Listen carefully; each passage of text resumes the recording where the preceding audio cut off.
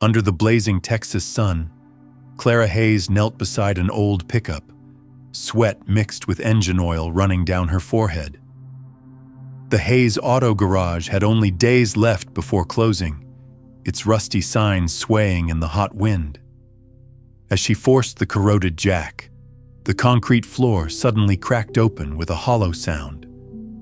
Clara grabbed her flashlight and shone it through the gap. A wooden hatch appeared, covered in cobwebs and red dust. Inside lay a rolled leather tube stamped Coyote Bend Field and a yellowed letter bearing the signature of Walter Hayes, her grandfather. Dry Creek, West Texas, had only one bar, one grocery store, and a few rows of pump jacks nodding endlessly under the scorching sun. The main road was coated in red dust, and trucks passing through left trails of diesel smoke hanging in the air. In the middle of town stood the Hayes Auto Garage, its sign rusted, the letters almost gone. Although almost no customers came, Clara Hayes opened the garage every morning. Inside, an old radio played Willie Nelson, drowning out the wind whistling through the bent doors. She gathered a stack of bills, tore them in half, and threw them into the trash. The garage lights burned late every night, while Clara sat alone in the smell of oil and rust. To the townspeople, the garage was a joke. At the bar, a man raised a Lone Star beer can and shouted, "Hey Clara, that rust bucket shop of yours still open?" The whole table burst out laughing. Clara heard clearly, but only bowed her head and lifted her cheap beer. She remembered her childhood, following her grandfather Walter Hayes into the dry hills. He carried a hammer, striking stone and making her press her ear close. The echo was sharp, and Walter said, "Rocks don't lie. People are the ones who twist the truth." Back then, Clara only laughed, but now the memory echoed every time she stood in her silent garage. The truth was, the garage was about to shut down. All the workers had left to join drilling companies in Odessa. Clara struggled alone, trying to hold on to her mechanic's dream. But fewer and fewer people came to repair their cars. Everyone either patched things cheaply or drove to bigger towns. One sweltering afternoon, Clara dragged out the rusted jack to lift a pickup. She put in all her strength, but the steel shaft slipped and slammed into the floor. A long crack split open, the sound hollow and strange. Clara dropped to her knees, listening, then tapped it with a wrench. The echo rang exactly like the sound her grandfather once told her to notice. She wiped the sweat from her face, staring at the crack, heart pounding. This wasn't solid ground. Something hollow lay beneath the concrete. Clara muttered to herself, "This ain't right." She knelt, pressed her hand against the fracture, the red dust clinging to her fingertips. In her head, Walter's words came back, sharp and clear. For the first time in years, Clara didn't just hear country music or the laughter in the bar. She heard the past knocking right under her feet. Clara didn't sleep that night. The image of the cracked floor haunted her. At dawn, she returned with a hammer and crowbar. She smashed through the concrete, dust filling the air, the acrid smell of rusted metal mixing with oil fumes.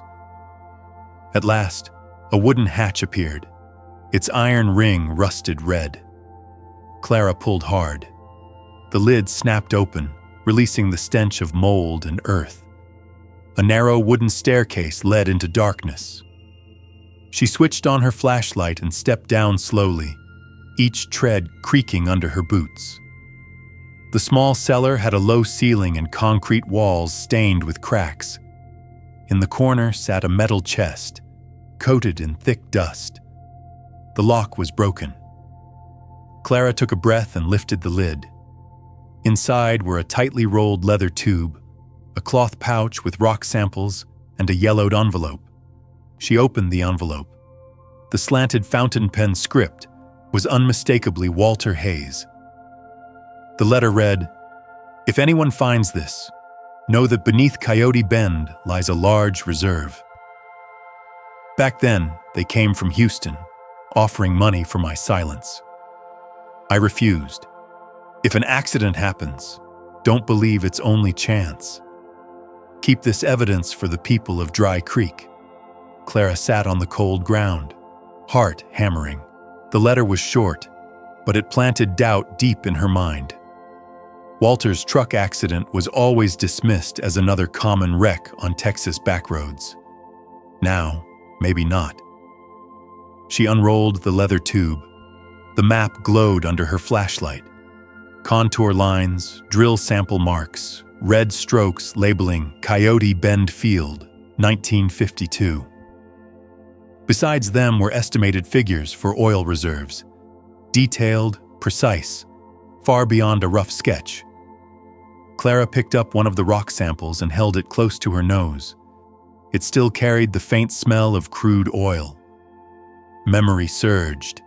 Afternoons following Walter into the hills, when he handed her a stone and made her sniff it. She laughed, but he said flatly, "Oil never hides, Clara." The flashlight flickered. Clara rolled the map tight and shoved it into her jacket. Back on the surface, she locked the garage door and pulled the metal shutter down. This was too big to keep to herself. She grabbed her phone and dialed a familiar number. A husky but warm female voice answered. Maria Lopez speaking. "Maria, you remember Grandpa's surveys? I think I found something big." Outside, the Texas sun climbed higher, burning bright over the pump jacks nodding across the horizon. But inside Clara's chest, a darker weight had just been unearthed. Rumors spread quickly in a small town like Dry Creek. No one had seen it firsthand, but everyone claimed Clara had dug up something in her old garage. People mentioned it every night at the only bar in town. A cowboy in a hat waved his Lone Star beer can. "That Hayes girl's making it up." Her granddaddy was a dreamer too, and he died on that mountain road. Oil money ain't something you just dig out of the ground. An older woman at the following table chimed in. "But I saw her sneaking papers around. Maybe she's got something real." Laughter and jeers mixed together. Someone posted on the town's Facebook group, "Clara Hayes thinks she's gonna save Dry Creek with a bunch of old papers." The comments were full of mockery. Clara read them all but stayed silent. Instead of responding, she focused on protecting what she had found. Her grandfather's map and letter were locked tight in a small safe in the corner of the garage. A few days later, a shiny SUV from Houston pulled into the garage. A middle-aged man in a crisp white shirt and polished shoes stepped out. He extended his hand. "Martin Cole, Bridgestone Energy. I hear you've got something that might matter to this town." Clara crossed her arms, eyes wary. Martin glanced around the garage, sniffed the oil and burnt rubber mix, then smirked. "I grew up in Odessa, patched pipes, shoveled drill mud. I know what hard times feel like. Clara, you don't need to suffer any longer." He set a thick envelope on her workbench. "This is a preliminary offer.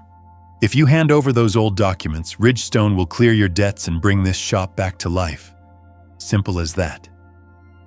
Clara opened the envelope. The numbers inside were enough to wipe away everything weighing her down. But in her grandfather's letter, the line still echoed. "Don't let them buy the truth cheap." She looked up. "You think I'd trust a company that once wanted my grandfather silenced?" Martin shrugged. "You're young. Do you really think you can stand against the whole system?" Clara didn't answer. She grabbed the envelope and tossed it back onto the table, the slap of paper sharp in the silence. Martin calmly picked it up, slid it into his pocket, his eyes cold. "You've got a lot to lose. Think it over." The SUV rolled away, kicking up red dust on the road. Clara watched it fade, her fists clenched. It wasn't just rumors anymore. Outsiders had started to interfere. Clara drove her old pickup to the county courthouse. On the passenger seat lay the leather tube and her grandfather's letter. She sought out Maria Lopez, an old school friend now working in the records office. Maria opened her glasses and studied the map across the wooden desk. "Lord Clara, if this is real, then a lot of the tracts around Coyote Bend still belong to the folks here. The mineral rights were never split off, which means the people hold the power," Clara finished, her heartbeat quickening. Maria nodded, voice dropping low. "If Ridgestone already knows, they'll do everything to bury this." Leaving the courthouse, Clara overheard whispers in the town square. A group of men sat around a BBQ smoker, the smell of meat heavy in the air. One man spoke loud enough for her to hear. "That Hayes girl thinks she's smart?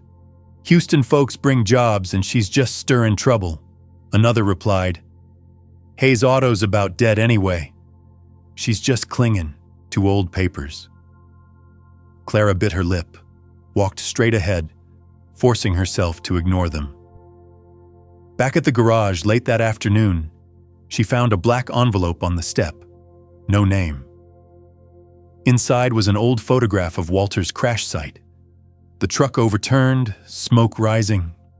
Across the faded corner, a scrawl read, "Stay quiet or end up the same." Clara sank into a chair, hands trembling as she held the photo. Memories of the funeral flooded back, the plain wooden casket, the townsfolk muttering a few half-hearted words. She'd believed it was just another accident on a narrow Texas back road all her life. Now the photo made everything look different. She called Sheriff Daniels, explaining about the envelope. He listened, then sighed. "Clara, this town's got enough problems. Don't stir up more. Sounds like some dumb prank, that's all." His voice was flat, and he hung up before she could reply. That night, Clara sat in the garage, staring at the leather tube on the bench beside Walter's letter. The yellow bulb flickered overhead, and crickets chirped out in the fields. Maria's words rang. "If it's real, this is the only chance for Dry Creek to decide its own future." But so did the image of the photo, the hand-scribbled threat. Clara shut her eyes and whispered, "What if they come for me like Grandpa?" Outside, the hot wind swept across the pump jacks, their creaking rhythm a grim reminder that her time was running out. The rumors didn't stop. On the town's Facebook group, an anonymous account posted a photo of Clara's garage with the caption, "Liar Hayes, chasing ghosts." Comments poured in, many mocking her. Some told Clara she should stay quiet so she wouldn't cause trouble for all of Dry Creek. On Monday morning, Clara walked to the garage and froze. Both tires on her pickup were slashed, and someone had spray-painted big red letters across the garage sign. "Liar." The smell of fresh paint still stung in the hot wind. Clara clenched her fists but quietly grabbed a rag and started wiping. That afternoon, Martin Cole's SUV rolled up again. This time, he brought two young men in pressed white shirts, ties pulled tight, and polished shoes untouched by dust. They walked into the garage, standing tall as if inspecting property. Martin smiled, but his voice was cold. "Clara, I told you. Ridgestone can take care of all your problems. This is the official contract. Sign it now. Your debts are gone, your garage rebuilt. If not..." He glanced at the spray-painted sign. "You'll see more of this." He placed a thick stack of papers on the workbench. Clara flipped through a few pages. At first, the numbers were massive enough to save everything. But deeper in, she saw the fine print. All maps, documents, and every right connected to Coyote Bend would belong to Ridgestone. The people of Dry Creek would get nothing but scraps. Clara looked up, her voice sharp. "You're after the same thing my grandfather died for." Martin shrugged smoothly. "Chose the wrong road. Don't make the same mistake." One of the young men added with a smirk, "Sign or we'll make sure no one brings a car here again, sweetheart." The air in the garage turned heavy. The radio was silent. Only the screech of the old fan filled the space. Clara drew a deep breath, closed the stack, and shoved it back across the table. "I'm not selling." The smile vanished. Martin slowly gathered the contract, tapping his fingers on the metal bench. "Think again. We'll be back." The SUV pulled away, leaving a swirl of red dust in the sunset. Clara stood staring at the vandalized sign, her hands still trembling. Night fell. From inside the garage, she heard the roar of an engine on the road. A black car stopped directly across the street, headlights blazing. No one got out. It just sat there, a silent warning. Clara shut the garage door, locked it tight, and slumped against the wall. In her pocket, her grandfather's letter was crumpled with sweat. She knew the game had moved far beyond rumors. She was officially a target. Dry Creek's town hall had never been this full. People crammed into wooden benches, the air thick with the smell of stale coffee and dusty files. A Texas flag hung at the front, the ceiling fan groaning overhead. Everyone came to see what the garage girl would try to pull. Clara approached the podium, clutching the leather tube and the old envelope. The whispers broke out. "She's wasting our time. Better Ridgestone gives us jobs than chasing ghosts." She laid the tube on the table and unrolled it. The map spread out under the fluorescent lights. Contour lines, drill marks, red notations labeled Coyote Bend Field, 1952. The room fell silent for a few seconds. Clara held up the letter, her voice steady but not raised. "Walter Hayes, my grandfather, surveyed this land. He refused to sell out the town, and he died before he could make this public." A man shot up from his bench. "Just words. Ridgestone brings jobs, and you bring trouble." Old Hank Miller hobbled forward with his cane. He pulled a rock sample from his pocket, wrapped in a worn cloth, and set it beside the map. "I took this with Walter. He was right. There's oil under Coyote Bend. I worked rigs my whole life. I know the smell." A murmur swept the room. Suspicious looks turned into focused stares. Then Martin Cole rose from the back row, holding a glossy report. "This is the real data. Coyote Bend has no value. This girl is lying to you." He dropped the report on the table. Clara didn't rush. She pulled out her phone and hit play. Martin's voice rang loud in the hall. "Sign or we'll make sure no one brings a car here again, sweetheart." The hall erupted. People shouted, some pointing at Martin. His face flushed red as he backed up, trying to steady his voice. Those words, they were cut, twisted. But no one was listening. A woman from the crowd yelled, "If this is true, we own the rights." "Not Ridgestone." Cheers rose, feet stomping until the benches rattled. The chairman banged the gavel, voice breaking, "We'll vote. Who wants to pursue an investigation into the town's mineral rights?" Hands shot up across the hall. Clara looked around, her eyes meeting faces that once mocked her, now standing with her. Martin snatched up his report, lips tight. Before leaving, he leaned toward Clara. "This game isn't over. We've got lawyers." Clara stood tall, Her hand on the map. For the first time, she wasn't alone. All of Dry Creek had heard the truth and chosen to stand with her. In the weeks after the meeting, Dry Creek buzzed with energy but also confusion. Some families rushed to lawyers to confirm mineral rights. Others hesitated, afraid of disputes with Ridgestone. Word spread beyond town, and small oil companies began showing up, knocking on doors with thick contracts. The main street grew busier. The grocery store stayed open later, and the bar hung a hiring sign. But arguments broke out too. Around dinner tables, families quarreled. Sell the land for quick money or hold on for long-term gains. The atmosphere was lively, yet tense. Clara kept working in the garage. Customers started coming back. Trucks, tractors, even new pickups she hadn't seen before. People didn't just come for repairs. They came out of respect. Some pulled in just to shake her hand and whisper, "Thank you, Clara. Because of you, we know our rights." Still, Clara didn't get rich overnight. The garage was old, sometimes short on parts. She still sat alone many nights under the yellow bulb, staring at bills and sighing. Saving the town didn't mean her own life was fixed right away. One morning, Clara drove to the small cemetery south of town. She placed a bunch of wildflowers on Walter Hayes's grave.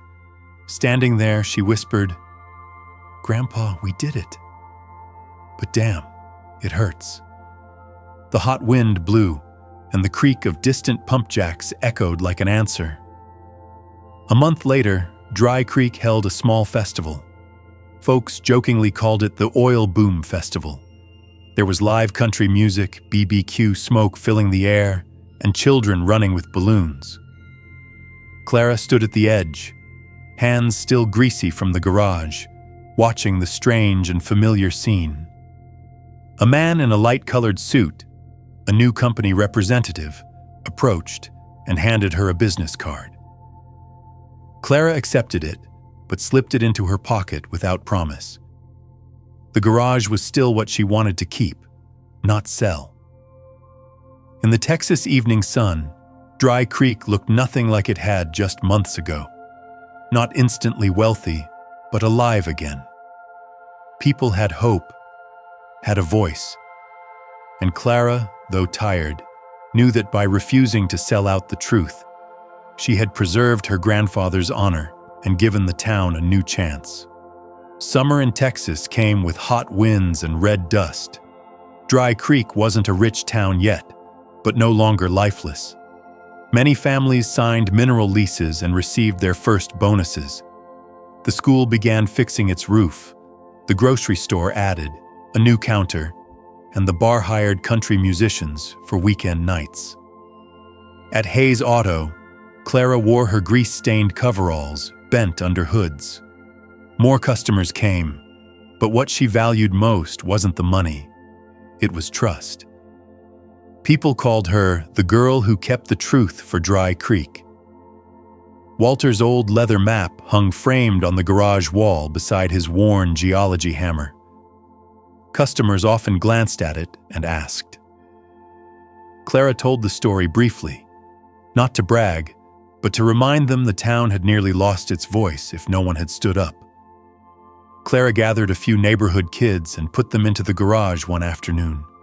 She showed them how to change oil and listen to an engine. A boy asked, "Miss Clara, why'd you keep this garage when you could have sold it for money?" Clara smiled, wiping grease from her hands. "Because not everything should be sold. Some things you keep to remind yourself how to live." Occasionally, new oil companies sent her partnership offers. She politely accepted their cards, slipped them into a drawer, and returned to work. The small garage was still her choice, not some shiny office in Houston. One evening, Clara drove her pickup from the garage, past the pump jacks in a blazing red sunset. The radio played George Strait, his raspy voice blending with the engine's hum. She looked at the horizon and thought, truth ain't free, but it's worth the fight. Out there, more challenges would come. Companies, lawyers, and money would keep pulling people into the spiral. But Clara knew she was ready. She switched on the headlights on the dusty road, cutting through the Texas night. And behind her, Hayes Auto still glowed, a symbol of a town that once teetered on despair, but learned to say no to silence.